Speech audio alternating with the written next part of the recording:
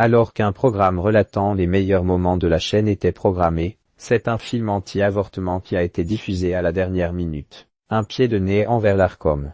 Provocation ou bras d'honneur, alors que les chaînes $8 canadiens et NRJ12 ont cessé d'émettre sur la TNT ce vendredi à minuit après une décision de l'Arcom, la chaîne du groupe Bolloré a tenu à envoyer un dernier message. Initialement, les dernières heures de cette dernière devaient être consacrées à une émission spéciale consacrée aux moments marquants du média, comme le rappellent nos confrères de Puremedia. Mais à 22 heures, alors qu'il restait 2 heures d'antenne, la diffusion a été stoppée pour être remplacée par le film américain Une planète. Ce film anti-avortement, sorti en 2019, raconte l'histoire d'une employée du planning familial devenue militante anti-avortement. Fort d'un grand succès outre-Atlantique, il avait également été fortement critiqué pour la partialité de son approche et pour le prosélytisme de sa société de production, chrétienne évangélique. Une mise en garde du CSA pour le même film en 2021 déjà diffusé en août 2021 sur $8 canadiens,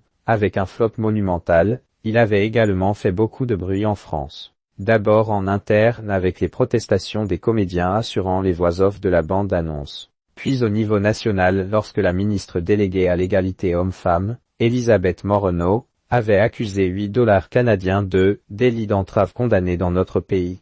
Le CSA, ancêtre de l'Arcom, avait même envoyé une mise en garde à la chaîne. Difficile donc de ne pas voir un pied de nez à l'institution avec la diffusion de ce film malgré l'avertissement affiché avant le début du film. En France, toute femme a le droit de disposer de son corps comme elle l'entend. Ce droit est garanti par la loi et la Constitution.